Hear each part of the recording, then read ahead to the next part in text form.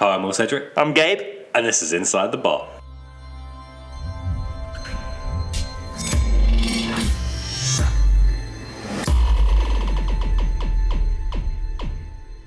Let's go. Let's go for it. Let's carry on. What's first thing? What are we going to do? News. What's happening in the world? There's a bit of news. King Buxton's not coming back for Robot Wars. That's sad. King Buxton is out of the running. Now, here's the thing. Stop blaming the BBC. Stop blaming the BBC. Stop blaming. I'm just going to put that out there. You're pretty firm with that. What do you think? What, blaming the BBC for stuff? Yeah. Is it their fault that Makes me King furious. Buxton's not in? No, not at all. Why would we blame the BBC? I mean, Who's been blaming the BBC? loads of people are like, oh, bloody BBC trying to push the Robot Wars ahead. No. But, I mean, they've got that big fucking warehouse in Scotland. You can't just have it for one robot event a year, can you? You've got to use it. If you got it. I'm with you all the way. It's pretty spendy, I'd imagine, keeping it. It's rigged up to go. It's got a beastly box in it. Exactly. And people have said they haven't had enough time to build one. Buddies, you've had at least since April. And you don't have to be in every series. No, of course not. Plenty of builders around if need be. We've got enough builders. And you know what? There's lots of time to build your bot. Yep. We talked about this before. Yes, you may have to build your bot in that we might get on a bit of a gamble, but build your bot beautiful, build it strong. Build it big. So when you look at it, someone goes, oh my God, I love your bot, like that. Then you're always going to get on Robot If they Wars. look like they're going to wee themselves and they see that your bot. If you look at your bot and you let out a bit of wee, you're getting on Robot Wars. And that's the clue. That's the guide. I love that news. Yep. That's great news. And a tip as well. Hot tip for people there. Now, So that's the news. Inside the shop. Inside the shop. You been up to much? there is so much happening inside the shop at the Really? moment. Is there anything coming up? So we build anyway in our shop. That's true. And what we don't do is we don't share our bot until it is revealed, if it's revealed on Robot Wars. No. But we build it anyway. If they authorised you to. If a they- little teaser. If they said, Gabe, it's all right to show your bot, or a little bit of bot, don't make it dirty, I would then definitely show some bot. You know, kinky. You're not kinky? Hang on. I've gone crazy. It's not that podcast. It's a different podcast entirely. I would say, yes, I'll reveal a bit of my bot. I would pull some of the cloth aside. But not so much as to reveal the whole thing. No, because I like my bot to be revealed on the show it's designed for. And you know what? If we're waiting as well, if we don't get on the show, it means that we didn't make our bot beautiful. No. And for me, that would be my failure in the design and our build. And not just but I would take it as a personal failure because of I like the artistic edge. But the team... I would ensure that you took it as a personal failure. The team would rally together. It's not just me. There's Rob, there's Al, there's Esme. All of us together The leather pouch. are building an amazing bot. The leather pouch. And we're still waiting to hear. Let's not go into Rob's pouch. I'm sure he's going to listen to it and then he might touch it now. Just to see it's still there. You know, if someone says, hey, where's your wallet? You grab your wallet. You don't. Oh, yeah, I've said leather pouch like 5 times. He's probably tapping it repeatedly. It's just made it dirty. Oh, and also, we don't want him getting too excited. That's true. He does very much enjoy the podcast. He does enjoy the podcast. So we're going to say, hey, Rob, how's it going? He's driving in his car. Thanks for listening, along, Rob. Buddy. Well, he's a powerful listener. He's our biggest fan. He's our biggest fan. And he's just sent me some photos, actually. What? Nothing good. Because we don't just have... The robot isn't just beautiful, but the team was beautiful as well. And we always have designed T-shirts and hoodies, because it's Glasgow and it's cold. Oh, yeah. So do you know what we've got? We've got some super duper, and Rob sorted this out, which is amazing of him, super duper new T-shirts and hoodies. Nice one, Rob. I'll swap you an Inside the Bot one for a Sabertooth one. Yeah, we can get one with your name on it. How about that? Okay. The Inside the Bot one won't have his name on it. No. We don't have the technology. No, but you can become... I could write his name on the back. You can become a Legionnaire. Do you want to? That sounds bad. Yeah, it's fine. It's not the disease. You can infest a shower, a warm water shower, and wait and drop on an old person's head. Just sit in the air conditioning unit. Sit in the air conditioning unit, and then go, I'm going to get you, buddy. Just let this water drop in your ear, and I'll be in there. Legionnaire's disease. Let's stop this weirdness. What's happening with us? Stop this weirdness, right? Sorry, it's me. I've digressed. Anyway. I think it's the apple juice you drank. Oh, I still got some. Let me just have a little more. These cartons of juice are excellent. Like a They child. give you just the right amount of apple. Anyway, that was inside the shop. We're building a robot in the shop. I'm not going to show you because it's got to be revealed. And you know what? We don't even know whether on the show or not. That's the waiting game. And that's Robot Wars. And I'm excited to go for it Is that again. your stomach? No, that was a car outside. I hope so. Or a motorbike. Now, what's happening this week? Oh, I think, have we got anything planned this week? It's Ian Lewis. Oh. And you know what? What's really cool? I got to interview him this week. I'm so excited. So jealous. So let's listen to it, shall we? Yeah. Come on, sit back, have some popcorn. So, we talked before. Remember, we talked before on your last interview with Will. We actually finished at. You had just had the fight with Complete Control. Right. Okay. So Yeah. I'm going to go straight in and go. You couldn't talk about the next fight, Ian. I want you to tell me. Run me through that fight with Minotaur. Yeah. Right. So that fight with Minotaur was a pretty hefty damn thing, wasn't it? That was a bit of a beast. That little thing. I hadn't seen it really that much in action before, and I knew it had a bit of a reputation. And you can pick up on that reputation in the pits when you sort of walk around. What you hear whispers of people sort of talking about machines, and people used to talk about certain machines back in Robot Wars. You know, Razer used to be one of those as well, and you'd hear those whispers go around to the newbies. So we were sort of on the flip side of that, where people were sort of saying, "Oh, that's good. Good luck to you then," type of thing, and I thought, well, what's all this about? So I went over to the guys, and they're lovely guys. The big guy, I don't know his name. What's his name? I don't know it either, but he's super softly spoken, isn't he? Yeah, he's like really the most. I don't know if he's designed to lure you in and sort of. He lures you in, right? And the other guys are really sort of busy technicians, and he seems to sort of run the show. And he allowed me to go over to their pit table and have a look at their machine and look inside of it. And actually, what I could see was it was an absolutely brilliant design. It's got this really basic sort of design structure. You've got the two outer members, and then you've got these two drive motors, which are the same brushless that we use in Warhead on the head, driving that great big drum at the front. Now, when you look at that drum, oh boy, that thing is absolutely huge and lethal and solid. Right. And it's just stupid. As soon as you start to look at that, you start to realise what people are saying around the pit, I think, a bit. So I remember, like, you've always been a sort of person who goes around and has a peer into people's bots. You sort of walk around and you look inside. We got in trouble for that once back in the Robot Wars days. God, what was his name? I can't remember. But somebody filmed us, Simon and I, having a look at our competitor for the next day. Yeah. And we just went over and had a look at it, and it was after hours, and the team wasn't there. And it was just one of those things before we went home that night, back to the hotel. Anyway, we got filmed. Adam, somebody filmed us, and they made a right blooming issue of it. Really? We were blooming putting sweet wrappers in, and we were meddling with the machine, and we were undoing wires. Oh dear, that's crap. Yeah, it was really silly. And Derek Foxwell had a word with us the next day. I mean, he was sort of quite balanced about it. But in the end, I said to them, right, that's it. If you think we're like that, I'm clearing off now, because there's no way, with all the good that we've done, that we could be, thought of in that way. Yeah. And it was ridiculous. It was absolutely ridiculous.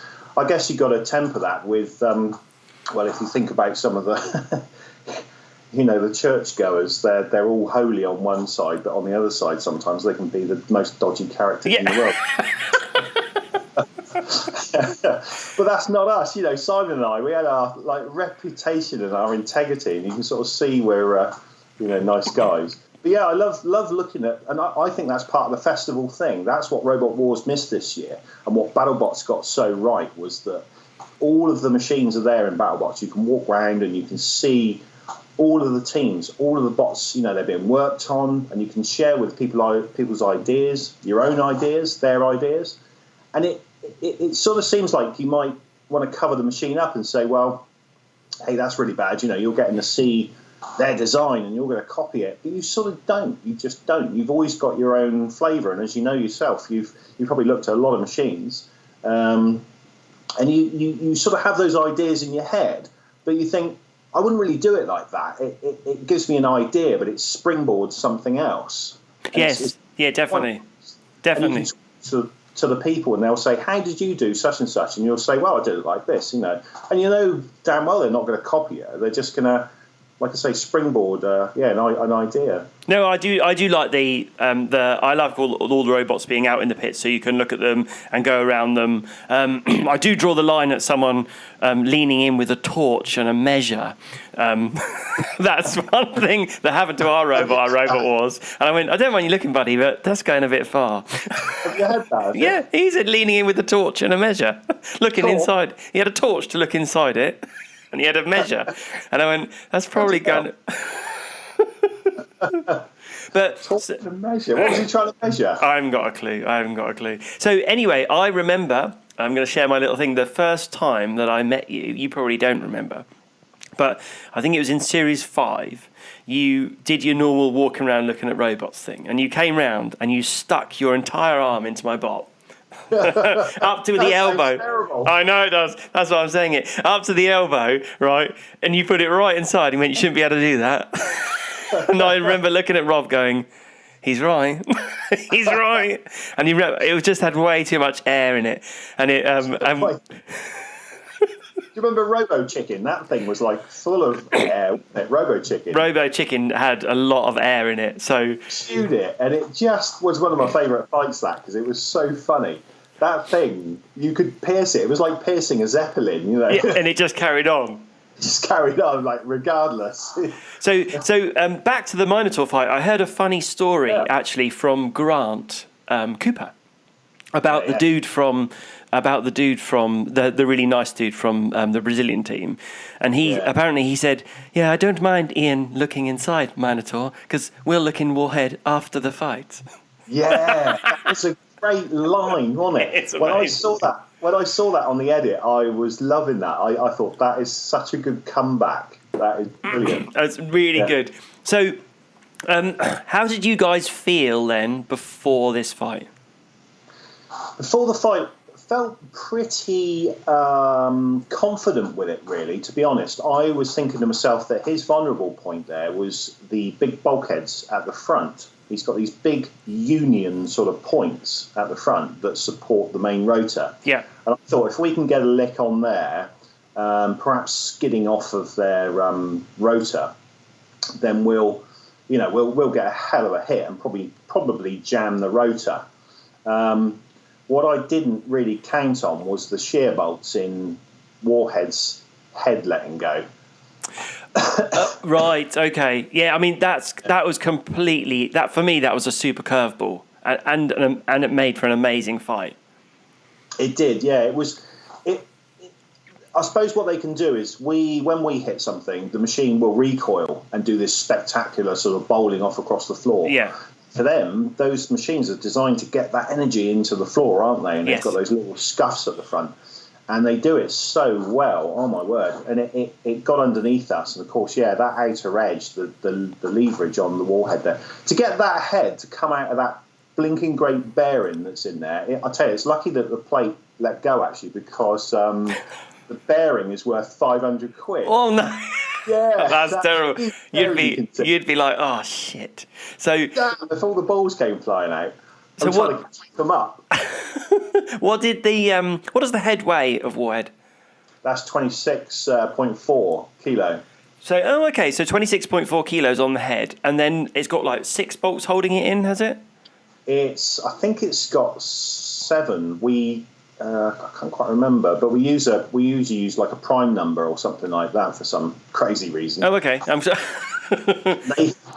They go down through the head. Yeah. Now what is there's 3 big rubbers that drive the head. Yeah. And they're sort of through that big bearing that you can see. Yeah. And then below that bearing there is a titanium plate, which is like a ring. Yeah. And then the bolts come in from the top That's it. There's 3. So there's 3 big bolts holding it down through into that plate.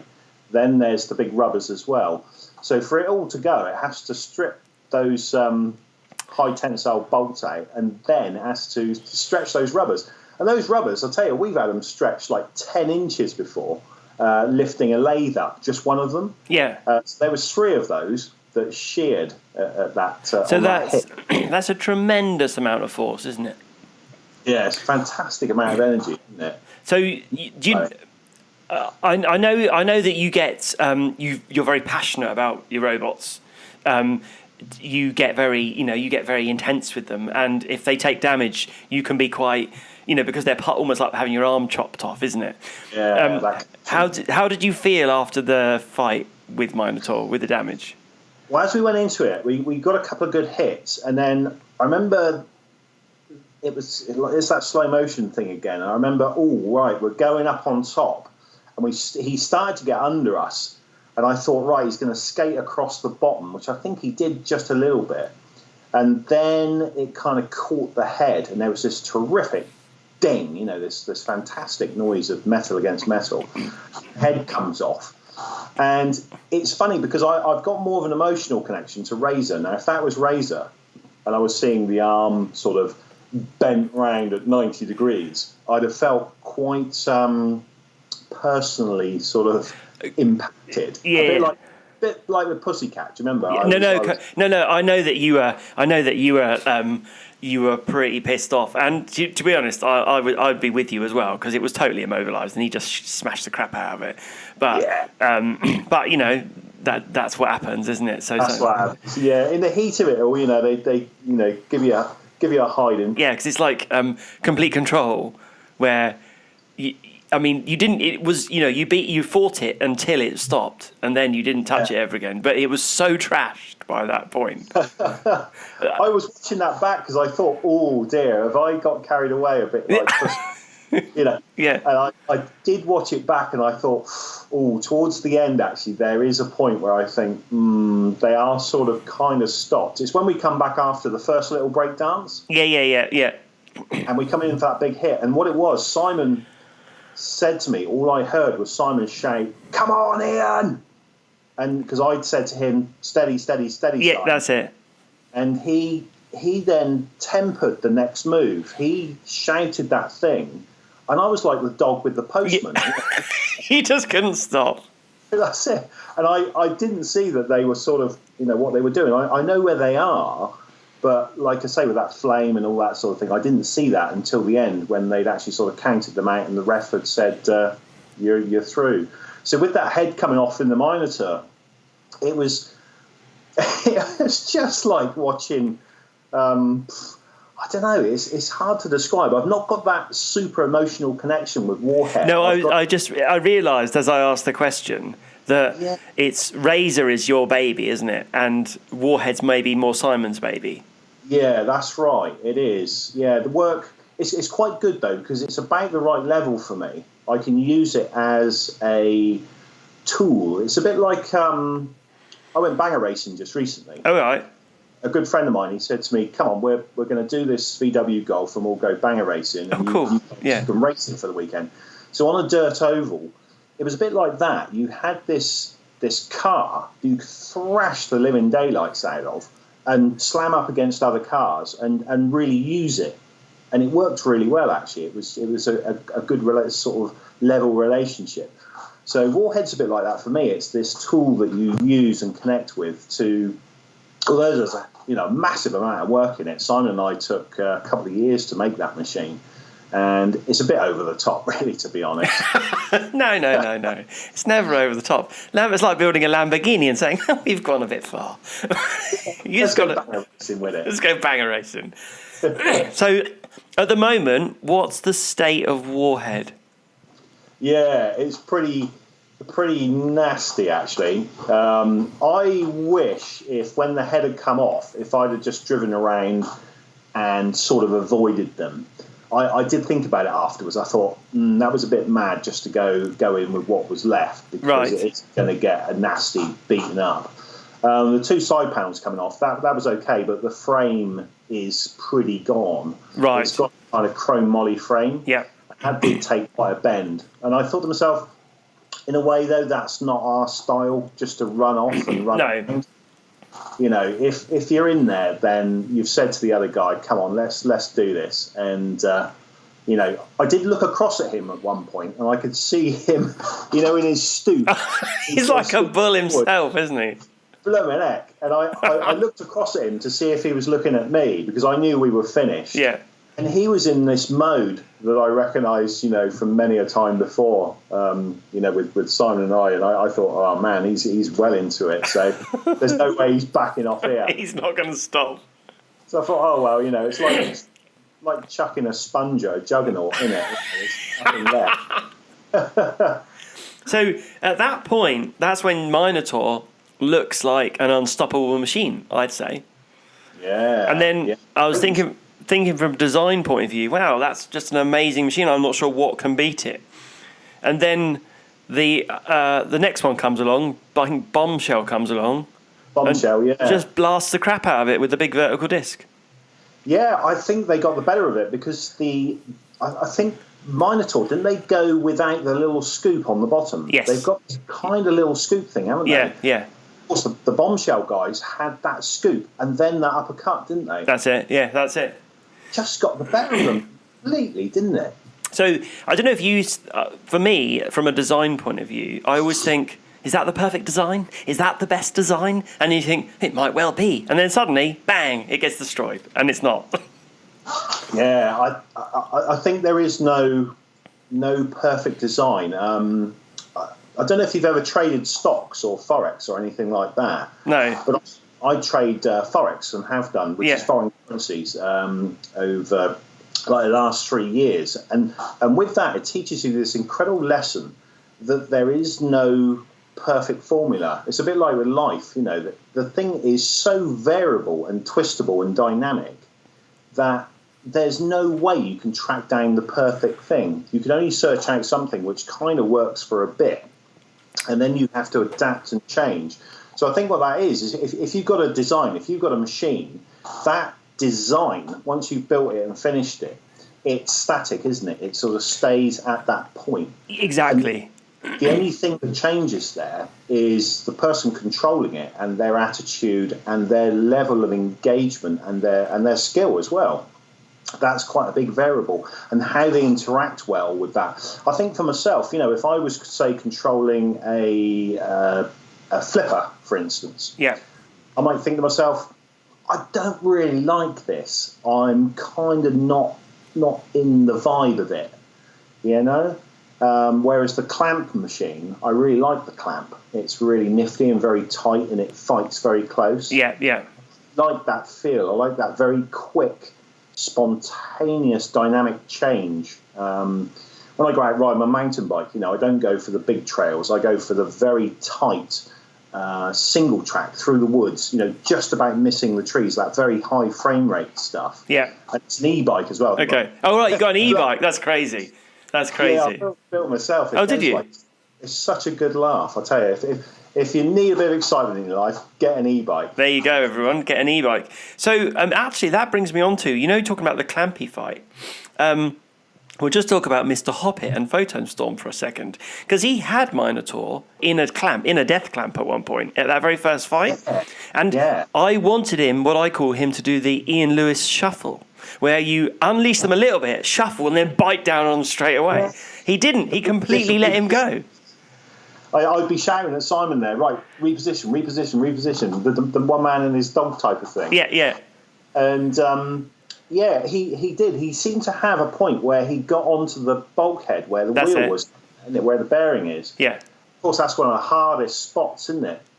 I mean, what they could have done there, I don't know how mobile they are, but the sort of best way with that is to have them up against the side, and then you can do that little shuffle. Yeah.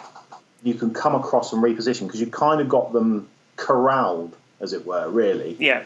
Which is nice. And you can take your pick because you've got 30 seconds, which is a long time, in a battle like that. And it also counts a lot towards the the not so well-being of your opponent, because they see that going on. You're clamping them, you're holding them, you're controlling them, and just the action of doing that, they're starting to get on that back foot already, and they're starting to slide, And I thought Ed, would reposition. I thought they were a bit frantic though. You could see with the guys, they were thinking, "Oh my God, we've actually got hold of them. Right, just lean on the arm, just say, clap them."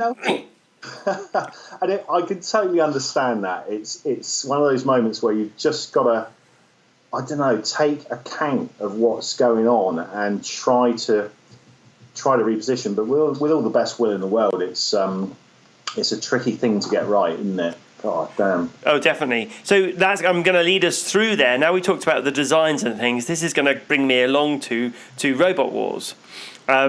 So last time we spoke, Robot Wars hadn't aired, so we couldn't obviously talk about it. Now lots of people have asked. I've got lots of questions, and one of the questions is, and I'm just going to give it to you so we can put it out there. I think it's a dumb question. It makes me furious. But did you drive down the pit on purpose? Did you take a dive? Yeah. I got asked that about, by Dave Moulds, probably about 10 times. And he asked me that question about sort of 4 minutes after after our battle. Yeah. And the thing is, you've got to think to yourself, hold on, we're talking about Razer here. We're talking about the boys who spent 2 years getting Warhead built, 2 years getting Razer right and making it run right. And, we're going to drive down the pit, are we? It is so stupid. I almost want to say, yeah, we did. It was brilliant. Yeah. We had a side bet on it. Yeah. Somebody, it's like the cricketers, isn't it? When they used to go and throw that. Yeah, we had 1,001 on it. It was brilliant. So we're saying for definite that you didn't drive down the pit. Could you just talk us through? And I know why, because you've spoken about it before. But tell us what happened. What happened was we got into that battle there, and it was a bit of a strange atmosphere. There had been some sort of legal wranglings just before that where we were signing the contract to go in. And I told them sort of 8 weeks before, I said, do not cross swords with BattleBots, with ABC, with the contract. You must check it. Do not do it, because the Americans with their litigation are very, very heavy. Yeah. There's no way that I can restrict anything that I do, in the world of robot combat. Yeah. So they had messed around, and we got to the 5th iteration of that legal contract. And it was distracting John Reed and myself, and Simon sort of stood back from it a bit.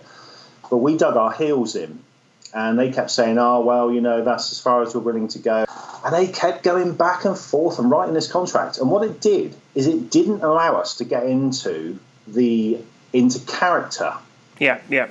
Now, I don't know if you sort of have the same thing, but you absorb, and it's not a very comfortable thing to do. Your stomach starts feeling a bit shaky, and you feel this kind of atmosphere building up. But what it does for you, it services you, where that energy is built up to such a point that when you step up to the mark and you stand there, you're involved with something which is quite exceptional, and you're about to do something quite fantastic. So you're geared up and you're livened up. When we stood up in that booth, because of all that messing about with that damn legal stuff, I can tell you how annoyed I am. Simon and I weren't in character, and it was like we were stood at a charity bash at, say, some festival, some fete somewhere. So it didn't really matter, yeah. No, it's weird. It was like a kind of a practice thing. So the battle starts anyway, and I sort of tried to get the feel of what was going on, and we had a bit of a chew with Killer Cranky, that great tube-shaped thing. Yeah, yeah.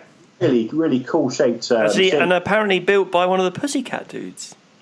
Is it? Yeah.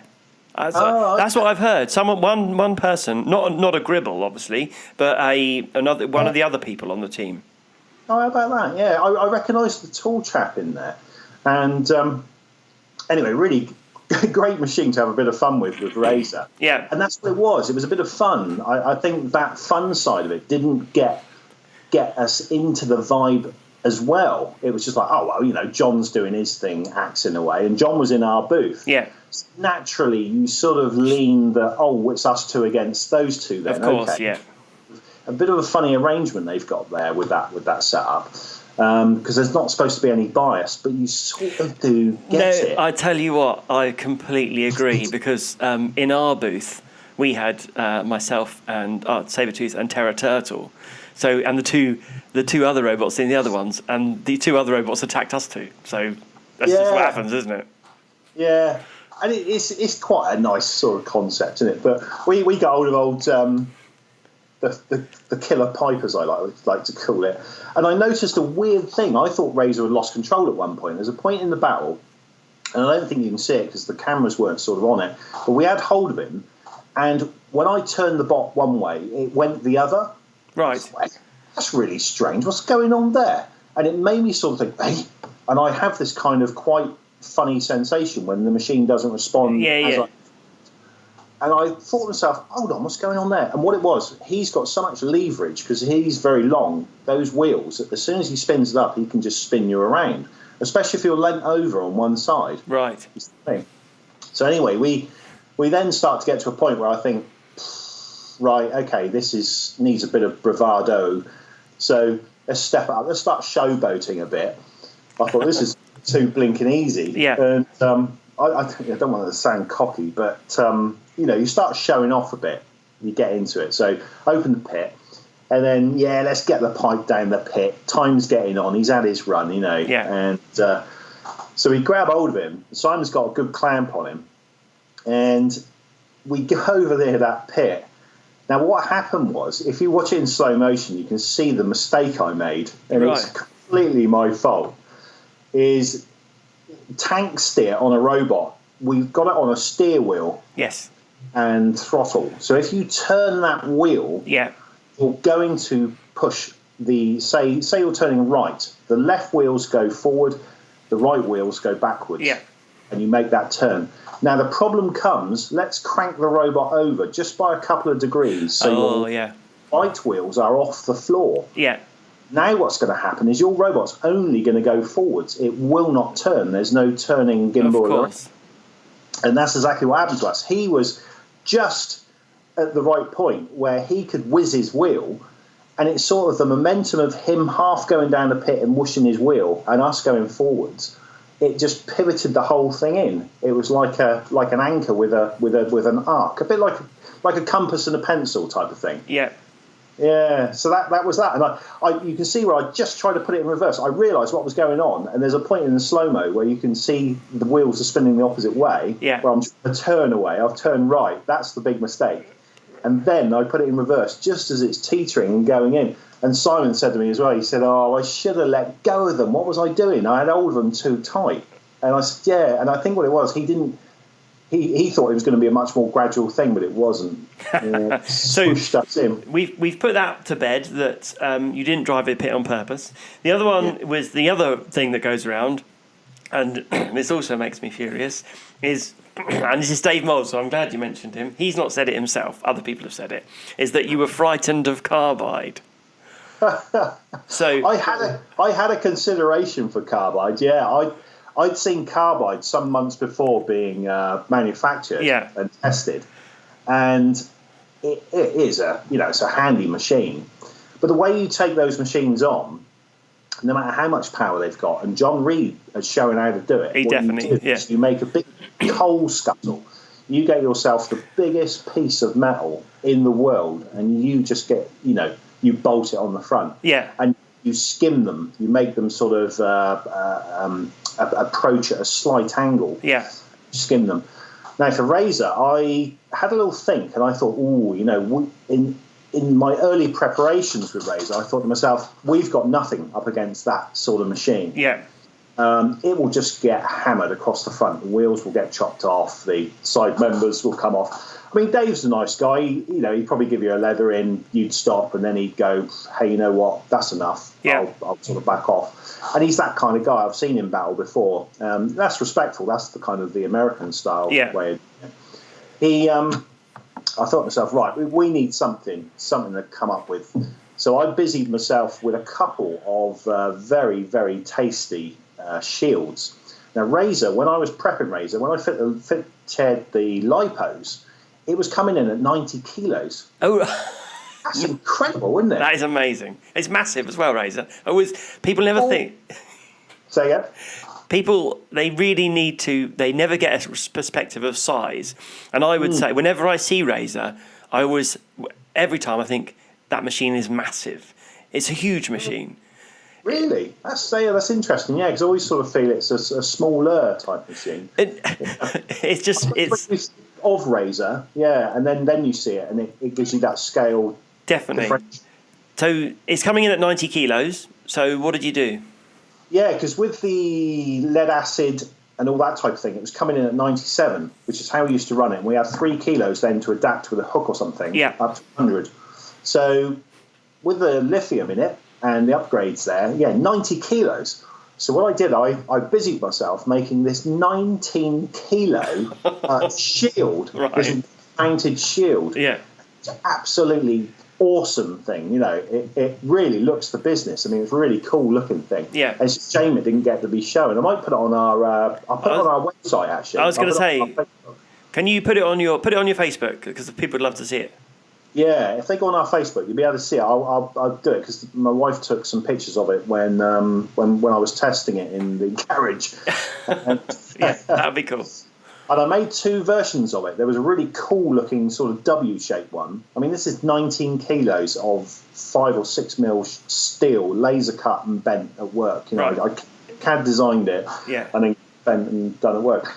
And then the other one was a very simple flat panel which sort of fitted on the front, rubber mounted again, and it comes up, and then at the back it's got this big return on it, which is about 120 mil high, so it catches the rotor before it comes in on the arm. Right.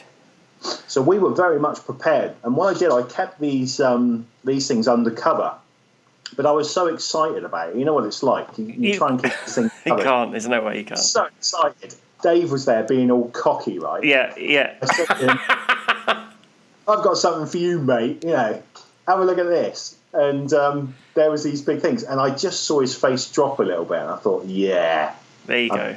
Blowing well got you a little bit in my pocket there, mate. Exactly. I've said to him before, the way to destroy a big horizontal is to feed a big bit of steel into it. And I said, I've got the mouldy breaker in my robot. I've built it. And he goes, oh, really? What? John Reed. I saw John just after that battle that he had when he took Carbide on. Yeah. And Carbide, what a great bit of kit to come off the blocks like that. Definitely. Fantastic show machine. But John there, with that cold scuttle arrangement, he just feathers in against you. And I think Terahertz has got a much better design than his Beta. His Beta does lack a little bit in that sort of scuttle thing. But I saw John just after that battle, and he was stoked up. I've never seen John so stoked. I think he just shook my hand and went, "Fucking yes!" It's like brilliant.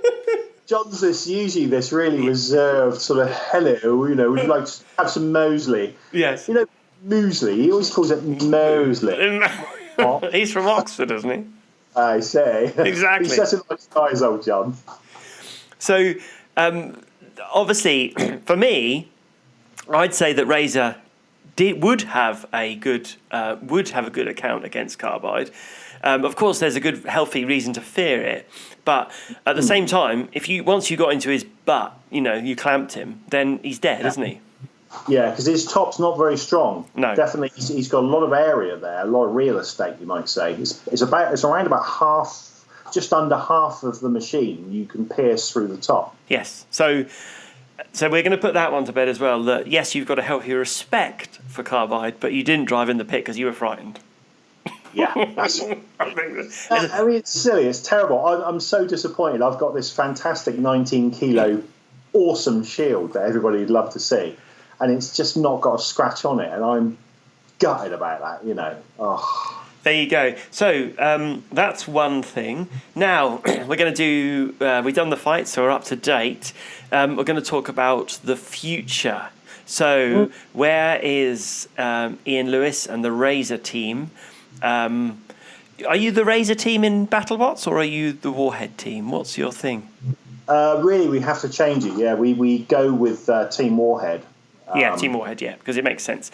So it's the same thing. what's going to happen with Warhead? Yeah, with Warhead. Well, we're just about to get into the sort of rejig of Warhead. Really, we've got to straighten a couple of things out. This is. The UK hasn't seen Series 2 of BattleBots, though, have they? It hasn't. No, it hasn't. So, but remember, this podcast is world now, so it doesn't. We don't care about just UK. We can talk about everything. Okay, so scratch that again. So back into it. So so with Warhead now, we're sort of just about to go into the rejig of Warhead. So the whole machine has to sort of come back together, and it's got a very difficult frame on it. That chrome moly frame is a real devil to get straight, you know. Right. Unfortunately, when Simon and I built the machine back in 2002 when we started, it was literally, let's put some cardboard on the floor and draw around some bits and bobs. And let's make a frame now, shall we? Yeah, let's get the pipe bender out and just bend it. And, I remember seeing it, but there's no way of replicating it properly, is there? No, that's right. It's a really dodgy thing to do, and if I could sort of look back now, you know, doing it now, laser cut, it'd be CAD, laser cut, then welded. Yeah. And I'm almost thinking to myself, you know, at this point, it might be worth chopping part of the structure off at the front and making like a billet fit. Yeah. Of aluminium, which you can get CNC cut, you know, and that'll just bolt into place. It might be the easier way of doing it because it is very sort of lost. It's like having an organic creature which has become like part of its shoulders gone or something. How do you rebuild that? You can't just job. Yeah, it's like saying I need a new ear. How does it fit? Yeah, how am I going to get my ear right? And if you see it, no, that's the left one. It'll be on the left. Oh, it's on the right side. Oh no. So do you think is that going to say there's going to be a redesign of the Warhead chassis? Yeah, the chassis it has serviced us really well, and actually it's lasted longer than I thought. To be honest, I thought it would have got seriously whacked up before now. But I would say at the front, you're going to get these plates and you're going to get this CNC piece. And Simon's kind of resistive to that idea for some reason. He's like, oh, no, I really like the frame and all this sort of stuff. And I said, that front frame is so vulnerable. You imagine if we go into our first battle and that frame gets a lick. That's us finished. That's it. You can't do anything. But if we got a bolt-on piece that we can just take away an aluminium bit that's smashed and then bolt another one in and fix that gimbal back on, off we go again. And in BattleBots, when you go all the way over the other side of the world, you want more of a serviceable bot. So we're sort of facing this emotional build-up to get into building Warhead. And I think the weather's just about to sort of change enough that you think to yourself, well, okay, let's get into it. Let's do it. Let's make enough of these dark nights and get it done. But you got to hear from BattleBots as well. Of course. Are they do Series 3? But you're going to build. Would you build? Do you start building anyway, or do you wait? You made a face there. You went, no, I'm not sure. Well, I think what Simon and I will do is we'll survey the situation and make plans and start to sort of just get some simpler stuff done, because you don't want to commit yourself too deep and say, right, because you don't know if you're going to get accepted in. It's a bit cocky to think, hey, they might not want Warhead back. It is cocky. I'm glad you said it, but it would be that would be crazy, wouldn't it? Warhead is the poster child for it, so it's sort of that's just crazy talk. You can't say it. I can say it. Thanks for saying that. It's definitely, you'd just be like, if someone said, or Greg or Trey said, oh, we're not having Warhead back, you go, what the fuck is wrong with you? So, and I'll tell you what, actually, talking about that, Rob and I had the same discussion recently with yellow gas tube. Because Rob Pickford, who's on Sabretooth team with me, Okay. he said, oh, we need some gas tube on it. And I went, because we've always had yellow gas tube. And I said, no, it's not repeatable. We have to scrump gas tube. We have to go and drive round, find gasworks, and then go, oi, mate, can I have some tube from a robot? And I said, I'm not doing it anymore. And then we have to try and cut these bloody gas tubes up. And I said, forget it. We're just getting rid of it. We'll paint it yellow and have the same nod. But it's not repeatable. We just can't keep doing it like that. You're not sort of seen late at night driving around. Well, no, there's a Volvo ripping off down the road with a piece of... 30-metre later, stuck on the roof. Who's that? That's the Sabretooth team. They're always scrumping. I call it scrumping because we never take new. It's always new. It's always have a skip. So, funny, isn't it? These days, right? I tell you. This just a quick sideline to that. Simon and I, we always go down the scrapyard to get raw materials. Yeah. And for that banger racer, as well as, could be for the robots or anything like that, we wanted like an underbelly. Yeah. So a nice big thick piece of steel that's 6mm thick. And so I went into his scrapyard, right? And I said to him, all this steel here. Yeah. He goes to the office. I said, I'll just buy a piece of steel off you. Could you guillotine me a piece off? And he's, no, sorry, mate, I can't sell it to you. What? I said, hey, why not? And he goes, because of health and safety reasons. Fucking hell. I was so flabbergasted. I thought, what the hell has this country come to? That you can't walk into a scrapyard that is full of scrap and buy a little bit for a few quid, which helps the fella out who's processing it. The health and safety. I mean, I can understand if it's got blooming nuclear radiation on it and it's just come out from Chernobyl, and the fella's just sold you a load of radioactive steel. But oh man, and in those early days, Simon and I, we've made motorized skateboards, we've made mountain bikes, we've made go-peds, which we bought the motor from the scrappy for a fight from. All that inspirational stuff. Simon and I could have busied ourselves with becoming bloody nasty bank robbers or something like that. Exactly. The devil makes work for idle hands, for Christ's sake. And in this country, I'm getting on my box. No, you're on it. Get on it. You need to inspire people. Well, I have built my sort of knowledge over not going to uni or anything like that. I chose a different route. And Bill, my granddad, he was a self-taught clockmaker. And all he would do, he'd get himself some metal and he'd make a blinking clock. And he did that, and it was fantastic. It's absolutely blooming brilliant. And to stifle people along the way, I think to myself now, how on earth can you ever sort of, if you're a kid up and coming, how are you going to get your £5 blooming petrol motor to bolt onto your little go-kart that you want to just bomb around on the heath? It's so sad these days. We're sort of lost in the authority of it all. You've got to get the landowner's permission and all that bollocks. Oh dear. What a load of crap, innit? I got told off for flying my model plane over we've got the New Forest near us. Yeah. I mean, how many million square meters of area is that, or miles? Yeah. It's huge, hundreds of square miles. And I was flying my model plane, and the warden comes along, right? And this is a model plane that I've designed. It is 135 mile an hour. It's a flying wing. Yeah. And I love flying it. It's great fun. So I've busied myself with something good. Yeah. And my mates are there. And I think Grant was there, actually, and Dave. And, the warden comes along and turfs us off. What? And he says, you can't fly that here because it's a bit noisy. And we were at an old aerodrome area. This old aerodrome area, like a straight runway, is actually the road now. And he said, you're disturbing the animals. And I looked round, right, and just 20 foot away from us was these horses, and one of them was licking the plane. Licking the plane, yeah. And I said, the animals are not bothered at all. And you can hear like motorbikes razzing up this old runway because they love it. They love giving it some beans up there, you see. I sort of like as well. You think, oh, yeah, that sounds great. And this warden, he wouldn't have it. And I said to him, right, I want to ride my mountain bike here. Can I ride my mountain bike here? And he goes, well, yeah, you can on the specific trails. And there's thousands of miles of fantastic trails and single track there. And you're only allowed to go on the gravel ones because they say... It's just, do you know what? That's busybodies all over. They're everywhere, and they hate fun. They hate fun.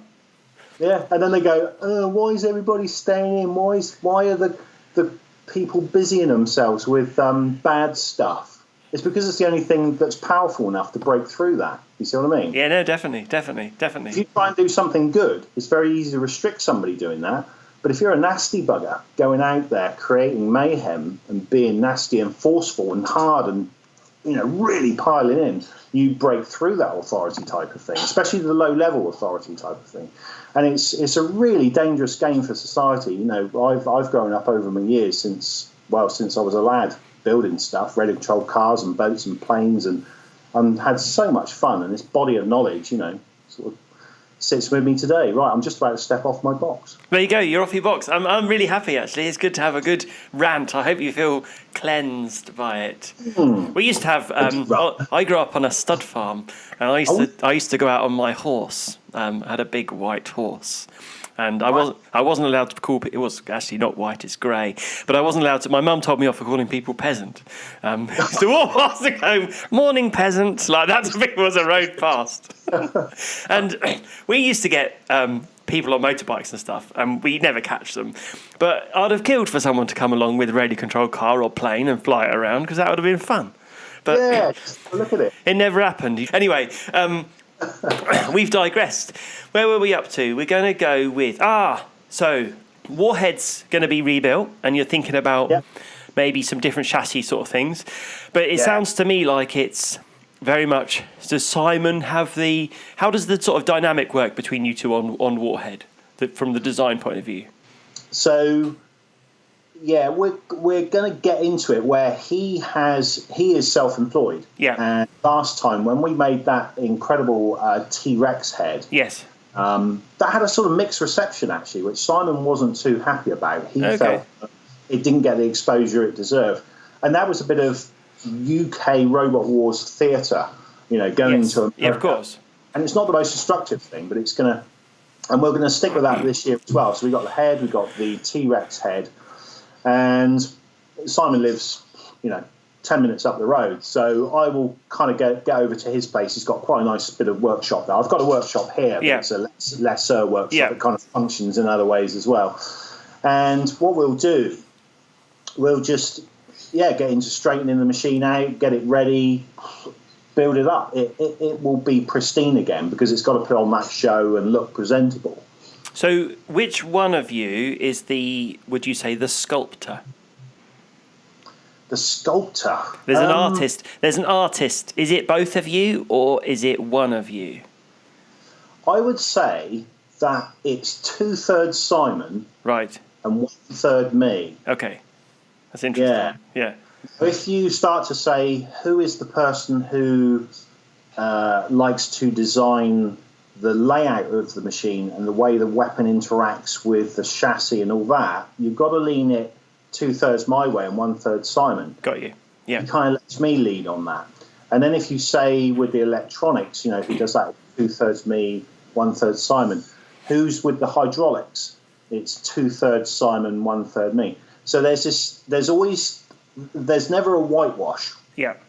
Because that's a dangerous situation in anybody's books. Tesla, if you've got Tesla and you've got somebody there who, if Elon Musk stepped up and said, no, we're going to have 6 wheels on it, we're going to have 6 wheels and that's it, it would be crazy. Because if he was enforcing that to the absolute and said, I'm the guy who's paying the money, you're putting 6 wheels on it, and they're like, man, it's not going to sell, it's going to be stupid, ain't going to handle right, it's a dangerous situation in anybody's book. So Simon and I, what we do is we keep it on the balance, and we play devil's advocate as well, where we would lack the knowledge. So say Simon is really, really good with the hydraulics. Yeah.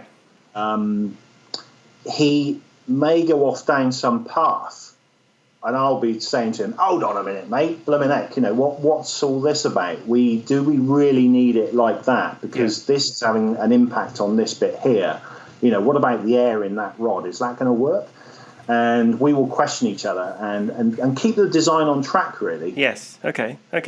So Warhead's being rebuilt and remade and made with some improved bits. We're going to go on to the big question that everyone wants to know, and that is Robot Wars, Razer, and the future. Go. Yeah, Razer. What's going to happen to Razer? Well, I got a call from Robot Wars about 3 weeks ago. And a very, very nice girl called me up and said, do we want to enter a game with Razer this year? And I said no. Oh, okay. And there's nothing malicious in that at all. It's Ooh, juicy. That was juicy. And, well, we've cut it short. A little short. We're going to hear the rest of that in 2 weeks' time. In 2 weeks' time, team, you can hear the rest. Time team? Time team. Balljack. No, in 2 weeks' time. Team. Team. Is it team, No. Yeah, team.